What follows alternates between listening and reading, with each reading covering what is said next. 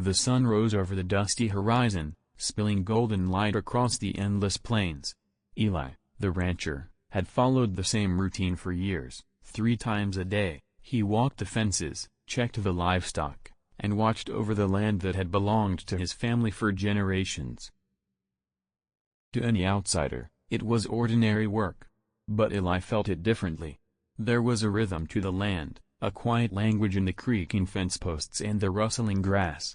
Sometimes, late at night, the wind seemed to whisper warnings he couldn't quite understand. One morning, as he inspected the far pasture, something caught his eye, a patch of earth disturbed, fresh, almost as if it had been moved recently. He frowned. The ranch had seen storms, foxes, and rabbits, but this was different. There was an order to the displacement, almost deliberate. He knelt and brushed the loose soil with a calloused hand. Nothing extraordinary, no footprints, no paw marks, but a small glint of metal peeked from the dirt. His heart beat faster as he unearthed an old, rusted latch embedded in the ground. Eli's instinct screamed that this was no ordinary discovery. He had unearthed the first clue to something buried long ago, something that was meant to stay hidden. The rancher hesitated. Part of him wanted to ignore it, to let the earth keep its secrets. But curiosity, and something deeper he could not name, pushed him forward. As the sun climbed higher, the land seemed to hold its breath. And Eli, unaware of the danger he was about to awaken, reached for the latch. That evening, as Eli returned to the ranch house, the wind carried a whisper he could almost understand. A figure appeared on the porch of the old church at the edge of town, a woman, hunched and quiet, broom in hand, her shawl fluttering in the breeze. Her eyes were sharp, knowing, as if she had seen decades pass on this land. She looked at Eli and spoke, her voice low and deliberate. "Some things are not meant to be found," she said. Eli frowned. "What do you mean?" She didn't answer immediately. Instead, she gestured toward the hills behind the ranch, where shadows gathered unnaturally. Years ago, people tried to stop it. They sealed it, thinking it would sleep forever. But some things. Hunger waits. Eli shivered. He felt the weight of her gaze, the intensity of her warning. This wasn't just superstition or old wives' tales, there was something real beneath the land, something patient and ancient. That night, the wind howled, carrying faint taps against the walls of his home. Sleep refused him. Every creak of the floorboards, every whisper of the rafters, felt like a message he wasn't ready to understand. Eli realized that curiosity, once awakened, could not be silenced.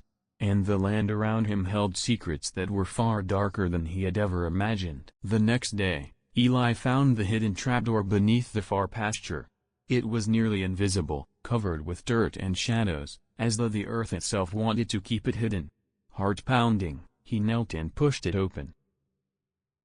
The chamber below smelled of damp soil and old wood. Lantern in hand, Eli descended carefully, the flickering light casting jagged shadows against the walls. The deeper he went, the heavier the air became, almost as if it pressed against his chest. In the center of the chamber, he noticed a pile of freshly disturbed dirt. Whoever, or whatever, had been here was not trying to escape. It was trying to rise. Eli climbed back to the surface, hands trembling, heart hammering. The daylight brought little comfort. Shadows clung to the corners of the ranch house, whispering secrets that only he could hear. The land felt alive, aware. And Eli knew, without fully understanding, that he had touched something old, patient, and hungry. That night, the ranch felt alive with a quiet menace. The walls seemed to breathe, the floorboards groaning under invisible weight. Then came the sound, a slow, deliberate tapping. Tap, tap, tap. Not from outside. Not from the tunnel. From inside the walls. The sound moved. From one wall to the next. Then directly beneath him, the floor shifted slightly. Something was learning. Something was waiting. Eli sat on the edge of his bed, unable to move. His mind raced. Then, almost instinctively, he remembered the woman's warning. "I appreciate you staying with me, my wonderful friend. I hope you hit the subscribe button so you're the first to know when our next video drops. Grab a cup of tea or coffee, settle. Tell me in the comments what hour it is in your day and which part of the world you're listening in from." He tried to focus, to steady his breath, to prepare for what he could not yet see. By morning, he knew silence was no longer an option. He went into town, seeking the woman once more. "You knew," he said. "You tried to stop me." She nodded slowly. "They sealed it," she whispered. "Years ago." "What did they seal?" he asked, voice trembling. "Not a place," she said. "A hunger." Eli's chest tightened. A hunger. Something alive, ancient, patient. His mind replayed every sound, every shadow, every shift in the floorboards. He had awoken it. "They tried to contain it," the woman continued. "Buried it. Sealed it. Warded it. But hunger is patient. It listens. It learns." She handed him a small, worn book. Its pages were yellowed, covered in strange symbols. "This belonged to the first family who tried to stop it. It contains ways to hold it back. For now." Eli accepted the book, feeling the weight of inevitability. He knew failure was not an option. If he faltered, the hunger would not stop. It would consume everything. That night, he did not sleep. He read. He listened. Every shadow and creak was a warning, every breath a reminder of what he had unleashed. The hunger was awake, and patient, waiting for the smallest mistake. Eli realized the ranch would never be the same. The land had secrets, ancient and relentless, and he was now part of them. The night stretched endlessly. Outside, the wind whispered. Inside, shadows shifted. And somewhere, beneath the earth, the hunger waited. Night had fallen over the ranch like a velvet shroud. The moon hung low, pale and watchful, casting long, skeletal shadows across the dusty fields. Eli sat at the edge of his bed, the worn book spread open before him. The symbols writhed on the pages, faintly glowing as though responding to his gaze, whispering secrets he could barely comprehend. Every nerve in his body was taut, alert. Outside, the wind howled, rattling the shutters like a warning. He had been warned. The woman's words echoed in his mind. Hunger is patient. It listens. It learns. But patience, he now understood, was not mercy. He could feel it in the floor beneath his feet, in the walls that seemed to breathe, in the shadows that clung to the corners of the room. It was awake. It had always been awake. And it was hungry. Eli flipped through the book, his fingers trembling.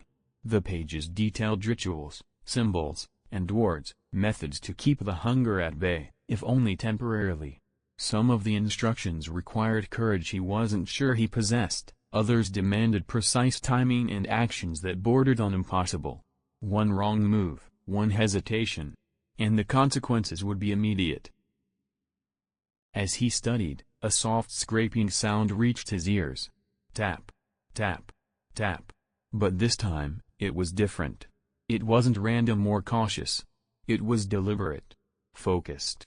The floorboards beneath him shifted, rising in small, almost imperceptible waves, as if something beneath the earth was testing his resolve. Eli's heart raced. He held his breath, clutching the book tightly, trying to steady himself. He remembered the woman's words again, the memory flashing like a warning. If you fail, it won't stop until there's nothing left. Eli rose from the bed, lantern in hand, and began the first ritual. He traced symbols on the floor with chalk, reciting the words from the book in a low, steady voice. The air thickened, almost vibrating with anticipation. Shadows twisted around him, drawn toward the symbols like moths to a flame. For a moment, it seemed the room was holding its breath. Then came the first scream, a deep, guttural sound that seemed to come from the earth itself. The floor beneath him trembled. Dust and dirt cascaded from the ceiling beams. Eli's voice faltered, the words of the ritual breaking on his lips. He stumbled, nearly dropping the lantern.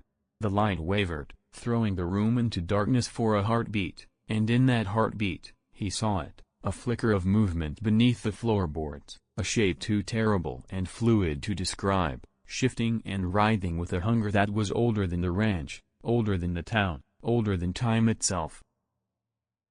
He forced himself to continue. Sweat poured down his face.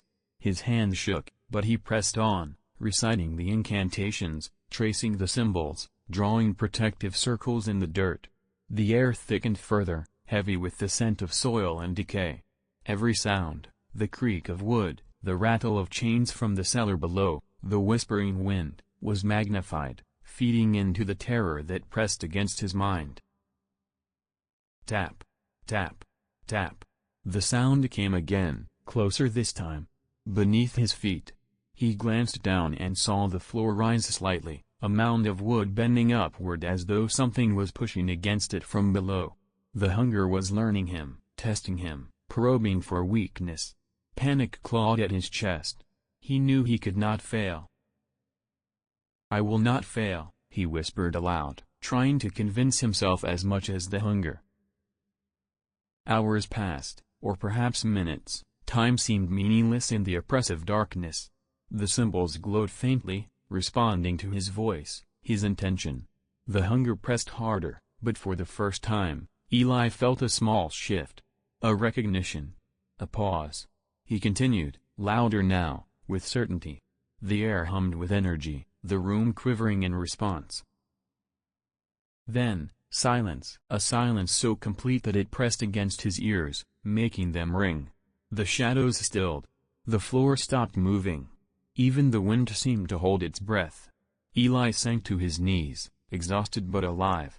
The symbols on the floor dimmed and settled, leaving only faint traces of chalk behind. But he knew better than to celebrate. He had only delayed it. Only held the hunger at bay temporarily. From somewhere deep beneath the earth came a low, rumbling sigh, a promise that it would return. It always returned. The first light of dawn broke over the horizon, pale and uncertain. Eli stepped outside, breathing the cold morning air, feeling the weight of the night pressing down on him. The ranch looked unchanged, peaceful almost, but he knew the truth. The hunger was out there, patient, waiting, and he was its temporary guardian. As he looked over the fields, Eli understood the enormity of what he had done. The land he loved, the home he had always protected, was now a battleground. And he was alone in his knowledge, tasked with guarding a secret that could consume everything.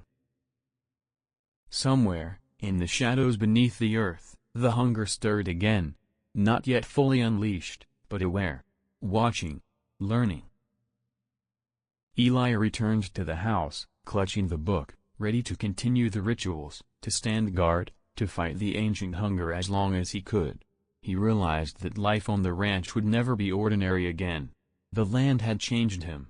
The land had claimed him as its keeper, its witness, and its reluctant protector.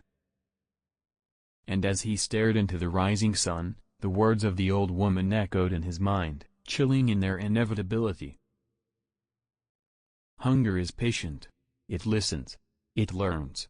And one day, it will rise again.